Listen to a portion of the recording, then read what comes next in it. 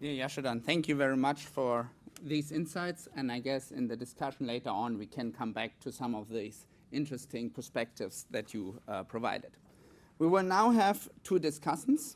These discussants will discuss the presented research and will provide their perspectives on how this research informed the use of cash transfers in conflict situations. Our first discussant is Dominique van de Walle. Dominique is visiting fellow at the Center for Global Development.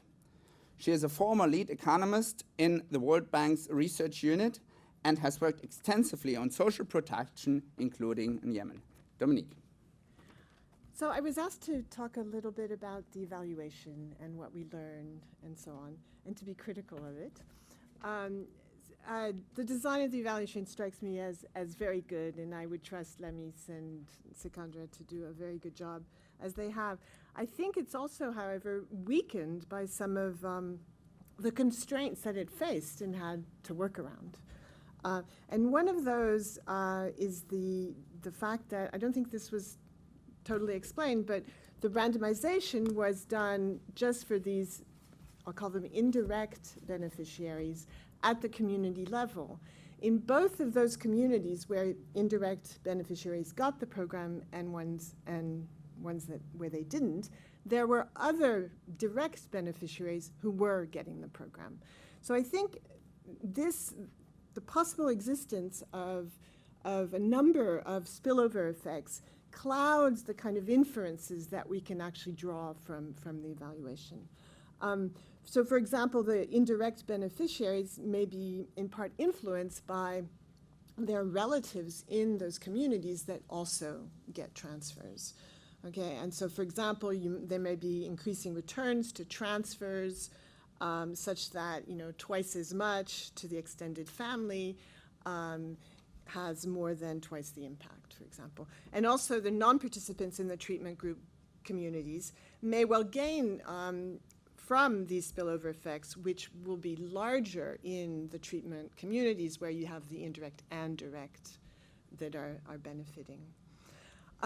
One of the things that I would have liked to see is more heterogeneity across households by the degree to which the conflict is affecting them. And it would have been nice, of course, to separate the impacts of the education versus the impacts of the transfers. But, now, the success of, what does it tell us about the success of the cash for nutrition model in Yemen? I think, to me, the most important factor here that we learn in this evaluation is the fact that the program design of the nutrition education and the idea of educating women, local women at the community level to be these community health educators and volunteers really worked very well. And that's a great lesson, I think, because, well, certainly in the context of Yemen, it's something that should be done when you in a non-conflict situation. And I don't see anything here telling me that it's because of the conflict that this worked. I think it would work in general. There's little evidence that emerges on how well cash transfers work in a conflict situation from this evaluation, at least to me now, never having lived in a conflict situation. I just see what's on TV, and of course you see the worst situations.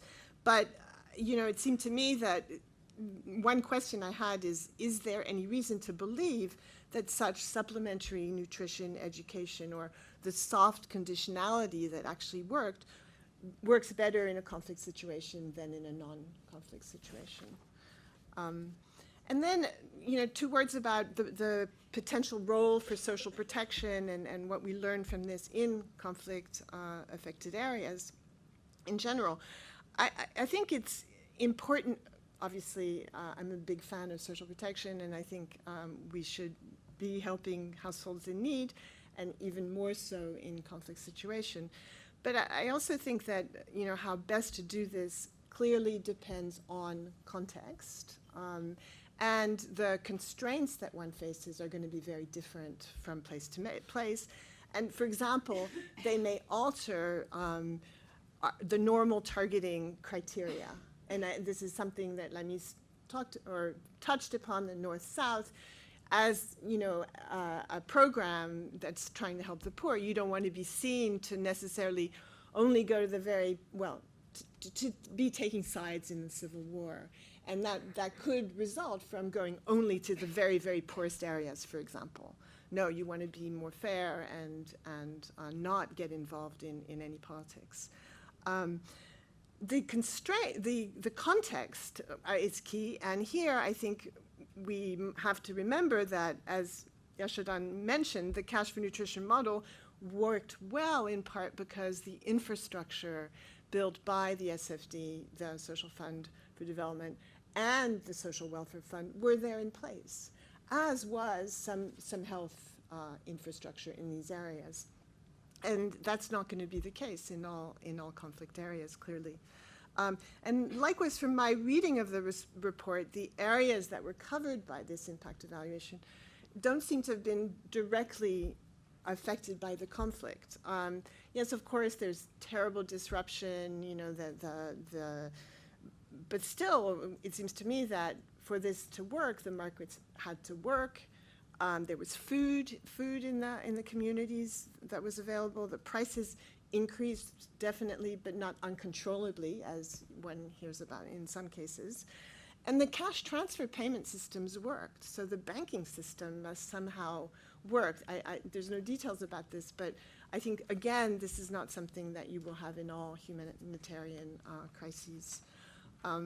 So I think that whether one favors cash or food aid in these kind of cases is going to depend on a lot of factors. And this evaluation gives us some idea on certain aspects, but certainly I don't think it can answer that question. And that's all. Thank you.